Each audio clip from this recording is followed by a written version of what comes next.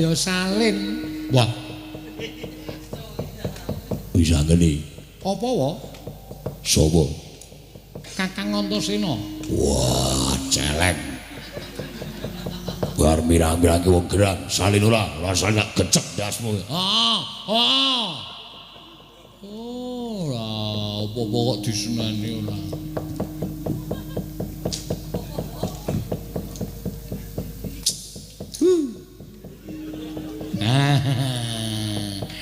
Halo, Dap. Ayo, friend nih. Kanca ya, Gong.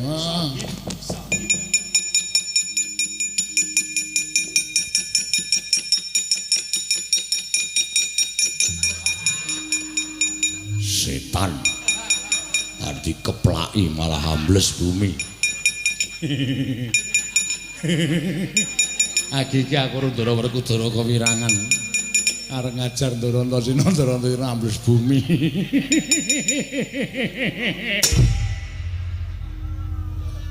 Ngece.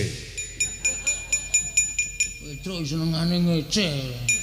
Aku ki bendara ya padake geguyu sampeyan ae dhewe ora.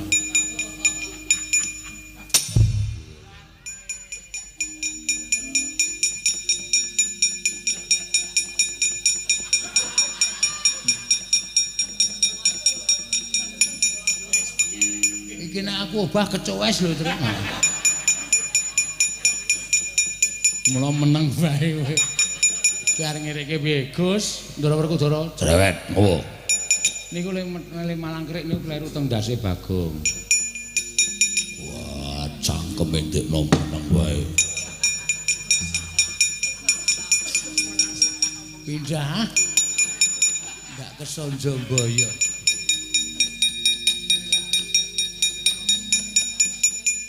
Nah, wis do bajar ngenten iki. Dandamara dikundurke Penari Durga. Iya, Petruk. Nggih. Soalnya nek kowe dadi ratu niku mangan ndika kali kula. Kula mbrukke gerdu rondo. Nah, dadi ratu. Ampun kuwatir senengane kok. Asal dadi ratu kok sak ngawur sak penake dhewe ora.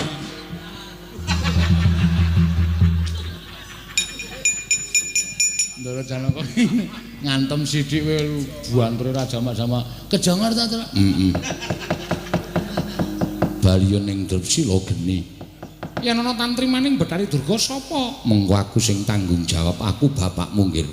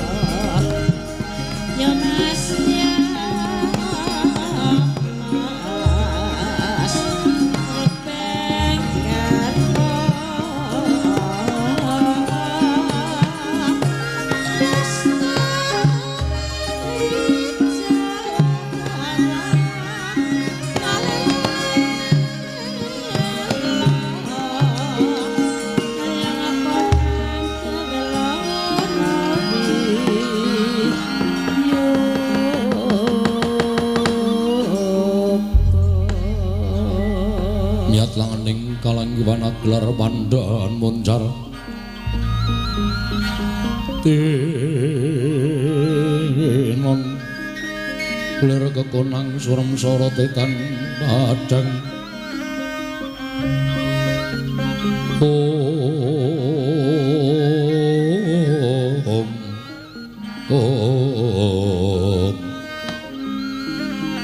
Kakang Naradu Kakang Resi Kanika Putra. Menapa iki? Mboten nginten babar pisan ingkang sawetawis kaiwangan katingal ayom tuwin tentrem. Dinten sakmangke katingal wonten gara-gara ingkang sumundul wonten ing ngawiyat. Kakang Naradu menika saking dayanipun menapa Kakang Resi? Kencang warudayang Pak Pong Bu Bolong kali cedhe sapa sing gawe. Nuwun sewu. Menika mboten saking pakarti menapa-menapa namung saking penyawangipun ing Raka Siti Pangudal-udal. Menika wonten satunggiling titah ingkang salah kedaden. Tegesipun salah kedaden kados pundi? Piyambakipun ginakaken sawijining kayuwangan minangka anggenipun nuruti dhateng pepinginanipun dados Nalindra. Lho, sinten Kakang? Mboten saged kejawi nawaya papa ya paduka inggih menika pun wisanggeni. Ingkang sekawit piyambakipun kepengin ngraosaken dados Nalindra wonten ing negari Ngastina nanging sareng wonten Ngastina Prabu Duryudana kepelajar saking negari Ngastina tumunten nyuwun senjata pitulung dhateng pun Betari Durga. Malah samangke mboten namung Ngastina ingkang dipun bedah dening pun wisanggeni. Nanging klebet kayuwangan Dandang Mangore ugi dipun bedah dening wisanggeni. Tumunten lajeng madeg Nalindra gumanti dhateng ingkang rayipun Pandya Betari Durga lenggah wonten ing kayangan Dandang Mangore. Adi Pramesti Bathara Guru miyat langening kalanggiwan aklar pandan moncar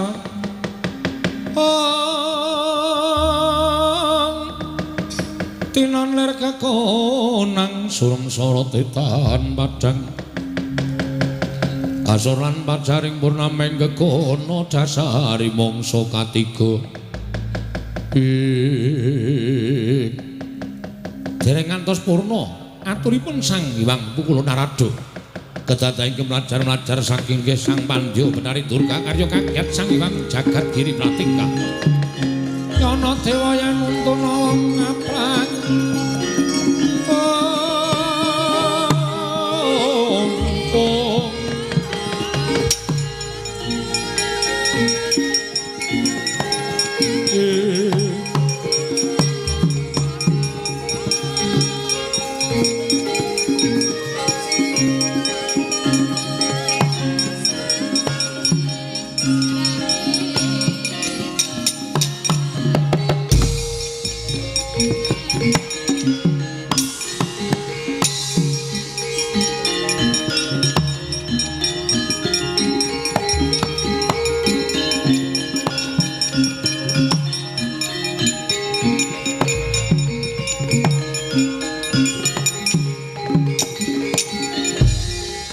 Goncang kanjeng langit kelap-kelap katon lir kincanging aris risang mawe gandrung sabaran katulu wukir moyak mayit Durga ana wigati apa dene sira swan mangka tanpa tinimbalan nuwun amat pasang kaliman tabi tinepi ing lodune jumawahing mawang tuwang pukulun boten nginten babar pisan bilih badhe kewirangan ingkang rayipun Pandya Betari Durga. Kewirangan kepiye? Ingkang sekawit kula menika nampi sowanipun putu kula pun Duryudana. Nyuwun senjata pitung dhateng rayipun Pandya Betari Durga anggenipun negari ngestana sampun dipun bedah tinipun Wisanggeni. Nanging boten kanthi kanyono-nyono Wisanggeni malah sowan wonten ing Dandang Mangurik. Nglepataken dhateng kula anggen kula ngayomi dhateng pun Duryudana wekasan Dandang Mangurik samangke bedah pukulun. Malah kula tingali saking ketebian. Wisanggeni murang tata piyambakipun pados busana kalindran tumunten lenggah dampar wonten ing Dandang Mangurik tobat pukulun kula nyuwun pengadilan paduka iwang adi pukulun.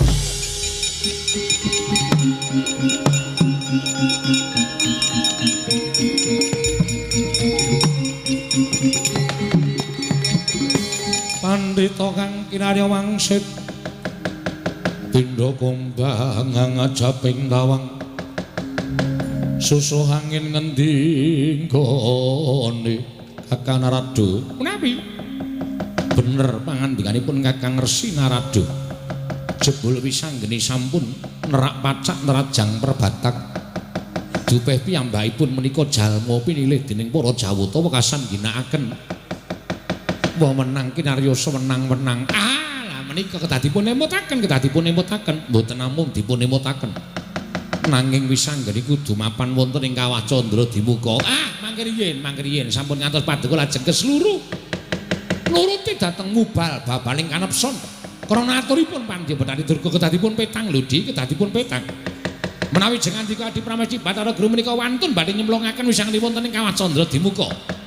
Menapa mboten ajrih kaliyan dukanipun Sang Asih Prana inggih Sang Hyang Padawenang. Mestinipun Iwang Pikulun Padawenang ngawuringani dhateng lepatipun Wisanggeni. Menapa inggih Iwang Pikulun Padawenang badhe mbelani dhateng titah ingkang lepat Kakang. Talah nggih kersanipun. Kula piyambak ingkang badhe nodi dhateng kekiyatanipun Alendra ing Dandang Mangurik. Ingkang boten sanes kejawi namung Wisanggeni. Menawi sekinten saged ngembari dhateng pangawaosipun Jatimurti.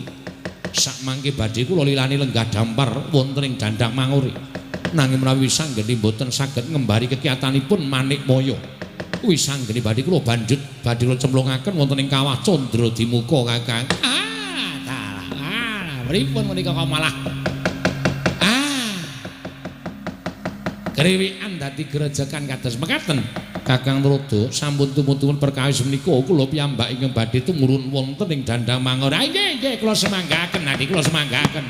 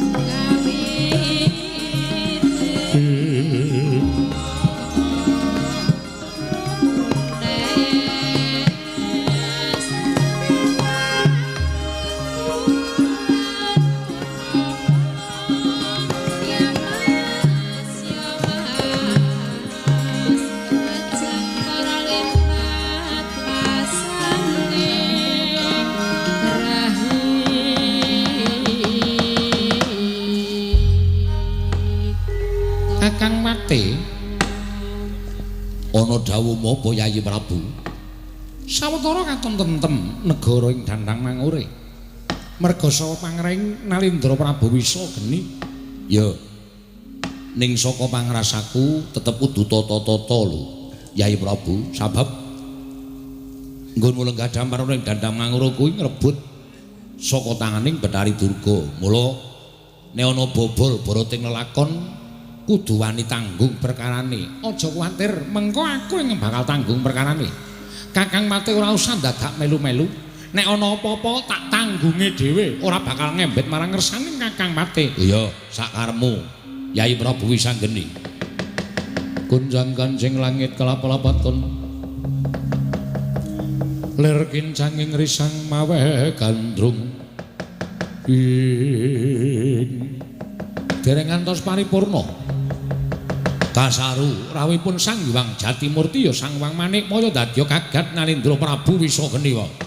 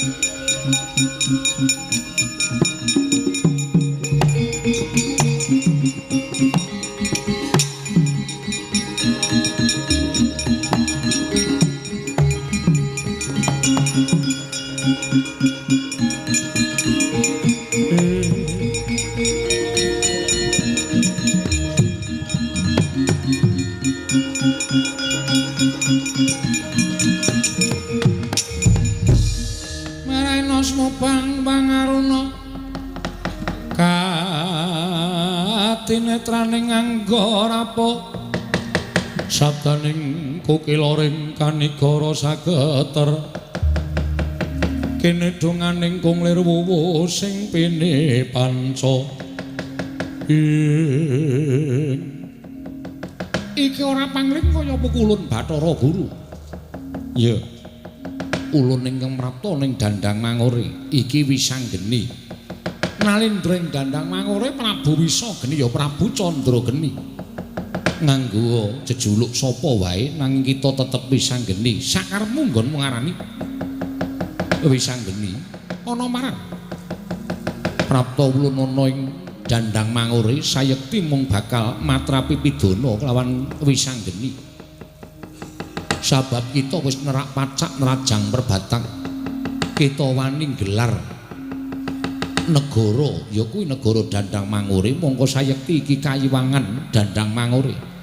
Nadyan Pandya Bathari Durga kuwi diwaning panggrudha pangrencana nanging Durga kuwi uga klebu peranganing Jawata Tridasa Wataknawa kang ora kena dienggo sakbaene dening para titah. Lah kok dadi jeneng kita malah wani lenggah dampar ana ing Dandang Mangure kang mangkono tumraping kadewatan kita keluputan. Mula saka kuwi Wisageni aja nganti dina samengko saya kendodra nggon kita gawe wiranging para Jawata praptaku ana ing Dandang Mangure sayekti bakal anjabel kang dadi urip kita sarta bakal ulun patrapake papanake ana ing Kawah Candra Dimuka nebus saking ngeluputan kita Wisanggeni.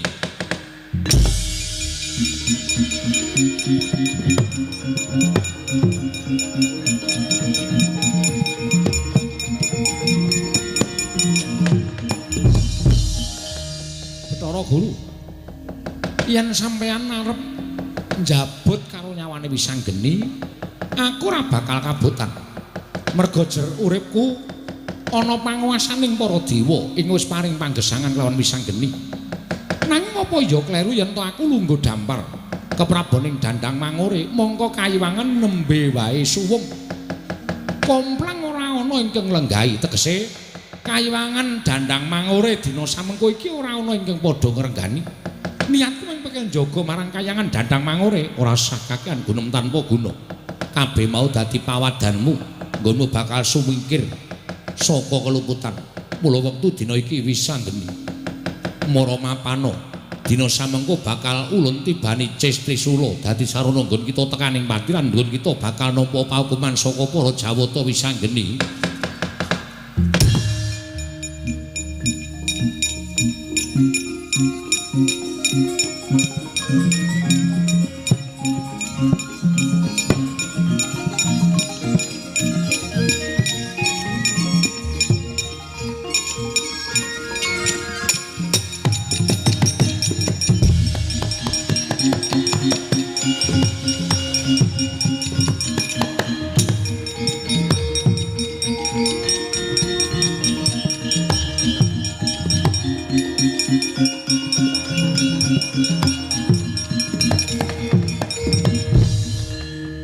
Kita pamer kekuatan bakal ulun tibani pusaka Cistrisula teka Banjrana geni sak lumbung Bandung kengayomi kelawan jeneng kita Wisanggeni.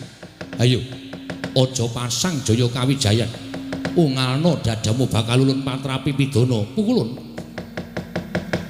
ora duwe niat aku bakal sulaya sarta aku nyelaki marang dawing Wang Pikulun Jatimurti babar pisan ora. Ya omonge maneh geni ingkang ngayomi marang aku mau dadi pratandha yen to sak tenane uripe Wisanggeni durung tekan titi wanci aku kudu bali marang payunan suci. Durung titi wanci aku kudu bali sarta aku kudu mati ana ing papan kene. Mula ana geni ingkang ngayomi kelawan aku. Pukulun ana ing kene dititik sapa ingkang bener lan sapa ingkang luput. Ingkang bener mesti bakal kinayoman dening panguwasaning Gusti, dene ingkang luput mesti bakal bali marang asal mula bukane. Pukulun papanan ing kayangan ya bakal bali ana ing kayangan. Wah.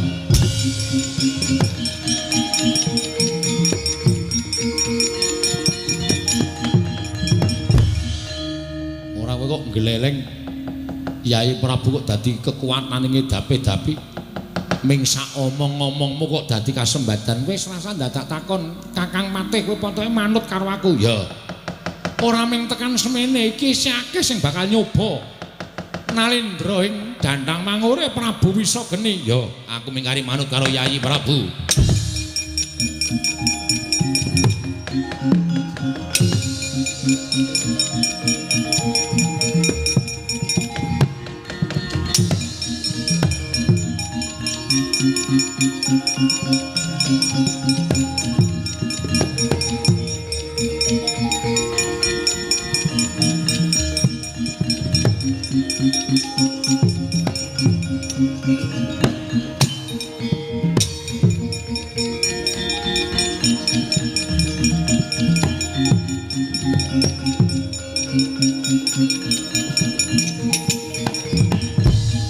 Piye Janaka? Koko Prabu ngaturi ketiwasan. Lho, ketiwasan piye? Kabar ingkang sampun kula tampi bilih anak kula pun Wisanggeni dinten sak mangke badhe nyuwun wangsul ing negari Ngastina. Nanging sareng kula titip priksa jebul negari Ngastina dinten sak mangke komplang. Koko Prabu Duryudana mboten lenggah. Anak kula Wisanggeni nggih boten ketingal wonten negari Ngastina. Lho lak terus padha menyang endi Yayi? Kula piyambak boten mangertos Koko Prabu. Koko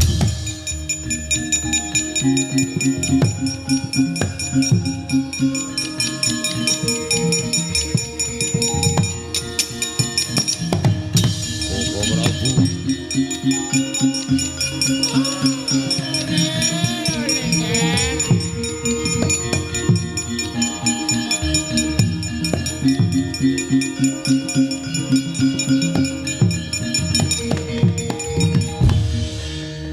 Durna tuwin Yayi Prabu Duryudana. Oh inggih Nger, kula ingkang sowan Nger. Wonten menapa Bapak Penemban? Oh ngatur ketiwasan. Ingkang sekawit ingkang putra inggih menika wayah kula pun wisanggeni menika damel geger negari Ngastina. Badhe nyuwun wangsulipun negari Ngastina. Piyambakipun kepengin dados Nalindra mboten kita ngamung sak kedheping netra nanging dening anak Prabu Duryudana. Negari Ngastina dipun gondheli wekasan wisanggeni ngamuk punggung. Sedaya bubar mawut mboten kanten-kantenan. Tumuli kula mlajar kaliyan anak Prabu Duryudana. Sowan wonten ing Dandang Mangure. Namung nyatanipun wisanggeni kaliyan Punantasena mbujung kaliyan pelajaripun anak Prabu Ngastina. Dumugi wonten ing Dandang Mangure kawestina saking katebian. Iwang Pikulon Pandya Betari Durga kepelajar saking Dandang Mangure lan dadosna wuninga bila ingkang putra inggih wisanggeni sak mangke madeg Nalindra wonten ing Dandang Mangure nggih. Lho.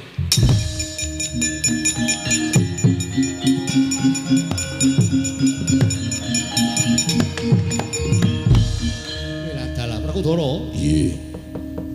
Jebul wisanggeni didombani karo anakmu Antasena. Caedan.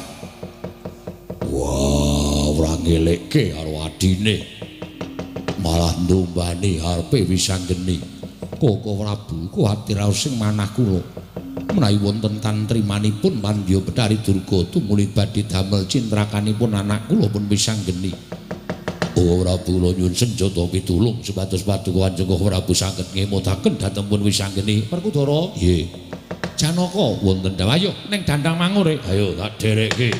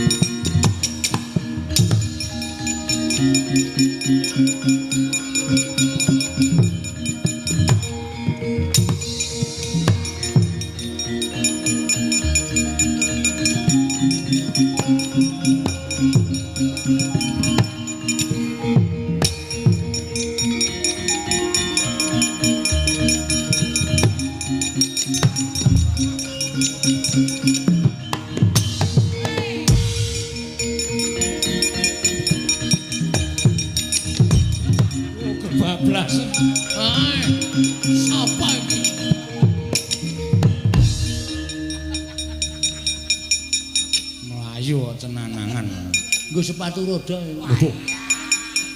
Wayamu yo iso yasa ora. Kenyolong itu. Oh. Ya memper nggone sapa? Tanggaku. Lho. Keletan ora. Jajar persis. Ora kuwatir nek konangan lho. Nek tanggamu lak ya titen karo sepatu roda iki nek ning ngomahmu rak mesti kowe iki dikira nyolong. Wong anggere kendele semahur rak beres. Padake cati wis main tuku sepatu, dadi foto ora kuwi? Oh. Bagong aneh. Dadi foto ora. Mbok menawa selfie, Pak. Werkudara. Apa? Arjuna wonten maring adawu. Lah toblas. Anakmu bareng dandan cara ratu lah kok baguse ora jamak. Ya mung mburi kae kok. Kaya ora wangun-wanguno babar blas. Sapa ya, Kang? Mbah.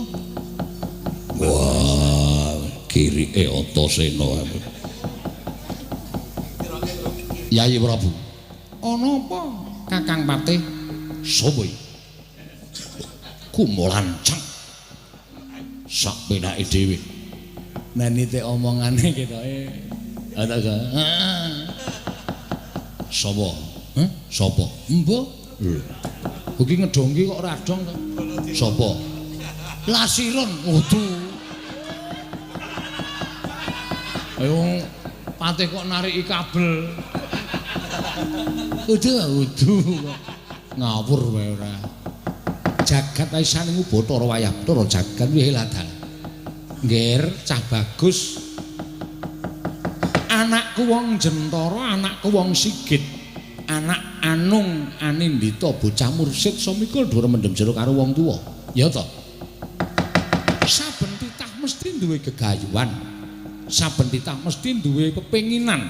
Ing mestine kudu kelakon. Ning rak ya nganggo sesa-sesa to. Aja kaya ngono ora sak penakmu dhewe.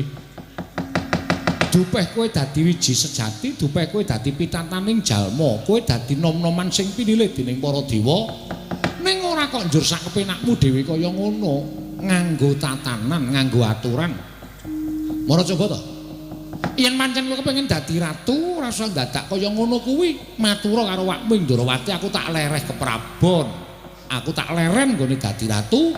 Aku tak brahmana, Ndrawati agemen, Ndrawati agemen. Yen sira kepengin dadi ratu ning negara Ngamarta, aku ngematur karo awakmu Puntadewa supaya lereh dadi Nalindra, agemen, agemen ora apa-apa. Wong nyatane kowe iku ya putra Pandhawa. Yen kowe kepengin dadi ratu ning liyan negara, ngendika, matura karo awakmu, tak bedahi negarane. Awakmu Werkudara ing sago bedah negara, kowe sing dadi ratu. Rak ya ngono to Werkudara? Ya. Ora dadi ratu ning kayangan. Wah, memek mripate. Sak penakmu dhewe. Ora niki sinten to, Den? Apa kowe pangling Petruk? Mboten ngerti. Mergo nganggo sandangan cara ratu. Heeh. Anu iya, anu nggih. Sapa? Mboten ngerti?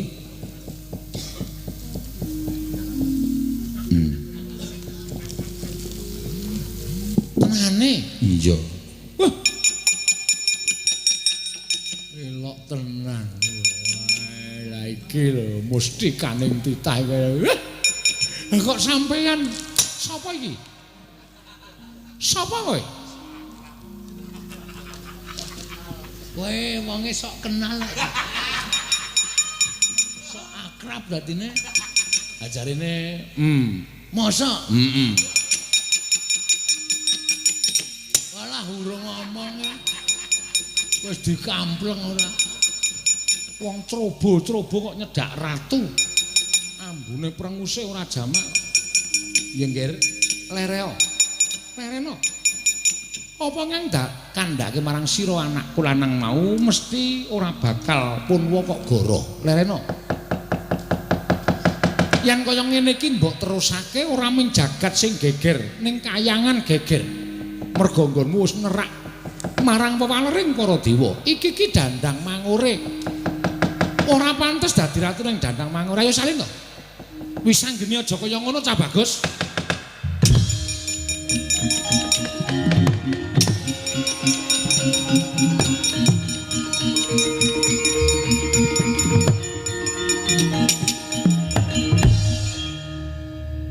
Sok meneh ki ora mirang-mirangke wong tuwa. Kowe iki anakku. Nek pengin dadi ratu ora ngenggoni-nggoni wong. Kowe matura tak bedahke negara, bapakmu ki wong Sembodo. Kok mung trima dadi ratu ning Dandang Mangure. Senengane gawe perkara karo wong tuwa. Njaluk ngapura, Bapa. Yai Prabu aku piye iki?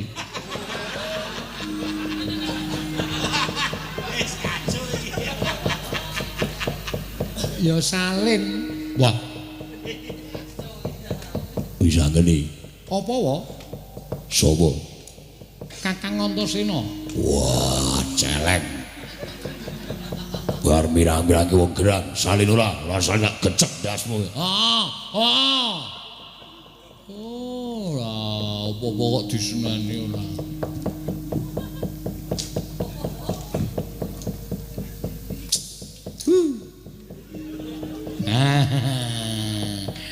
Halo, Dap. Ayo, friend nih.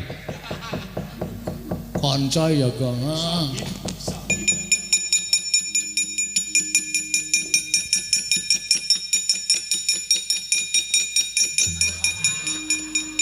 Setan. Arti keplaki malah ambles bumi. Agi iki aku Ndara Werkudara kewirangan. Arep ngajar Ndara Antasena Ndara Antasena ambles bumi.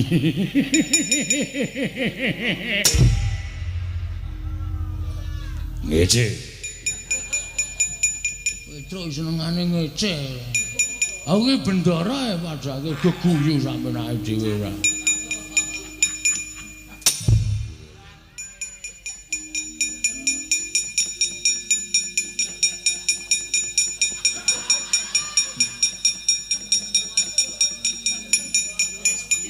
Iki nek aku obah kecowes lho, Tru. Mula meneng bae kowe. Biar ngirike piye, Gus? Ndara Werkudara. Cerewet, ngopo? Niku le Malangkrik niku kleru teng ndase Bagong. Wah, cangkeme ndekno meneng wae. Pindah. Ndak kesonjo boyo.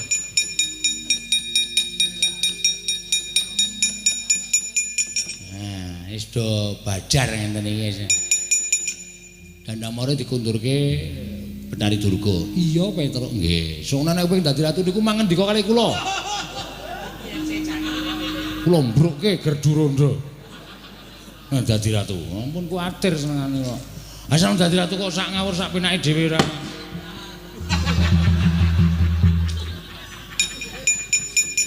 Ndara Janaka ngantem sithik wae buantre Raja sama kejangar ta, Tru? Heeh. Baliyo ning Drepsila geni. Yen ana tantrimaning Betari Durga sapa? Mengko aku sing tanggung jawab, aku bapakmu nggih.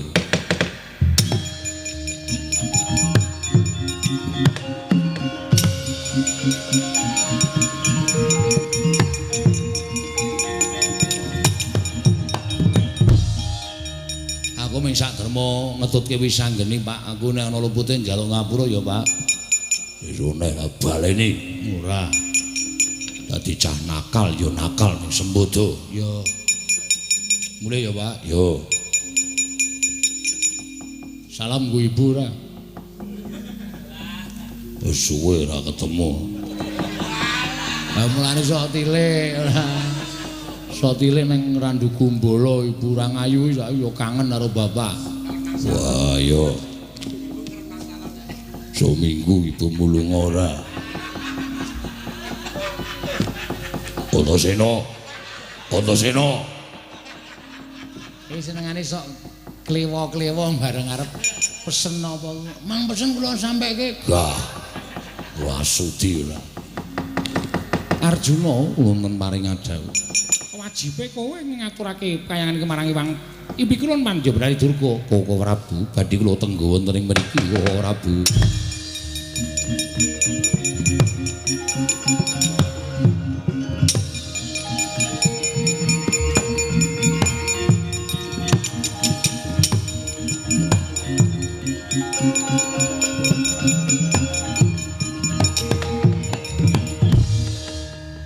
Ulun kula minangka dados tiyang sepuhipun wisanggeni kula ingkang nyuwunaken pangapunten Mbak Tobat.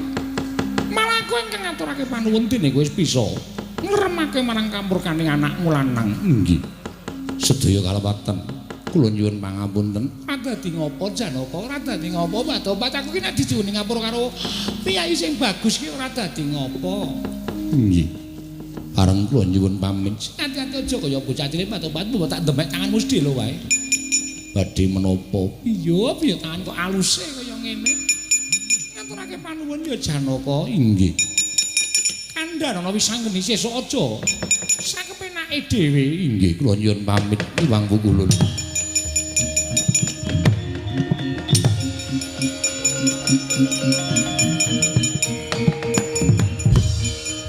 Piye sapa to sing ora kegiwang karo Raden Janaka piye Tobat. Ing atase titah kok baguse kaya ngono, ngedap-edapi temen ing atase aku ki kulino ngedhepi wong bagus musuh Raden Janaka lha kok dadi. Ya iso lulo ati iki.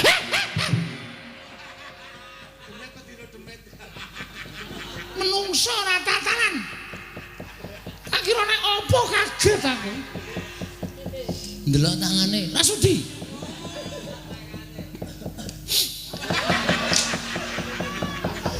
tenan wong edian. Ngawur-awuran wae ora. Oh, kok diampun. Apa kok asik? Asik.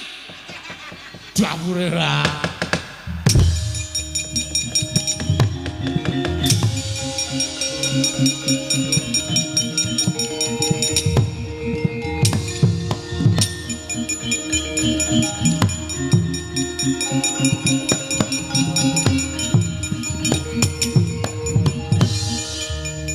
Menungso tataran.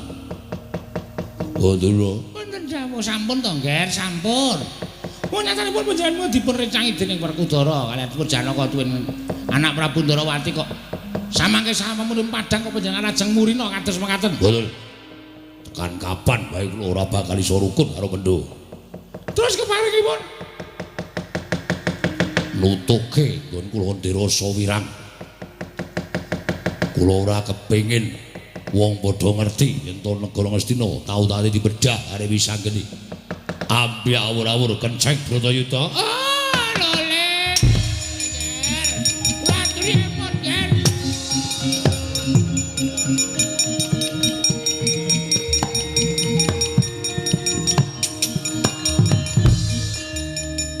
Wis anggeni iki kethoke gulune. Wah, wong ora tau ngerti rasa ngatur nuwun. Wis dibelani sing angah-angah kamurkanmu.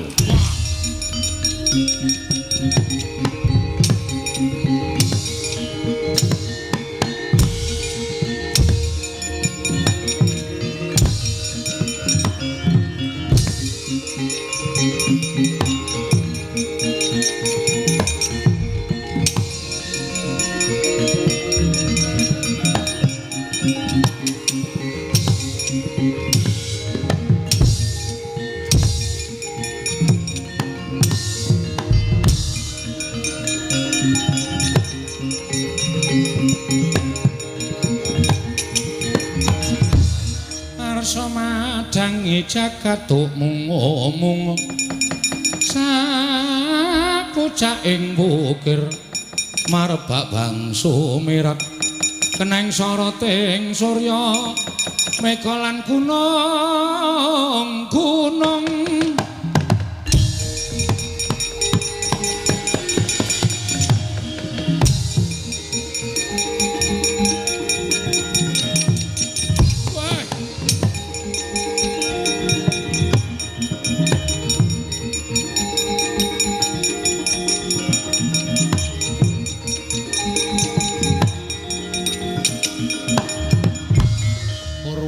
Wusana sampun paripurna ndara ya Kang Putra sampun emut dhateng Purwodaksina ning niki dadi kaca benggala bilih para sepuh-sepuh menika mbejangipun ingkang gemantos ingkang muda-muda ya tur dasare nom-noman Pandhawa menika sedaya pikantuk kanugrahaning dewa saged kiyat kedunungan derajat Nalindra ya Semar Purwanpur naning gati Surasudra janing Kang Ratsuh Brajata Kalimadar Rahayu Sami Makarya Rahayu Samya pinanggih Ndara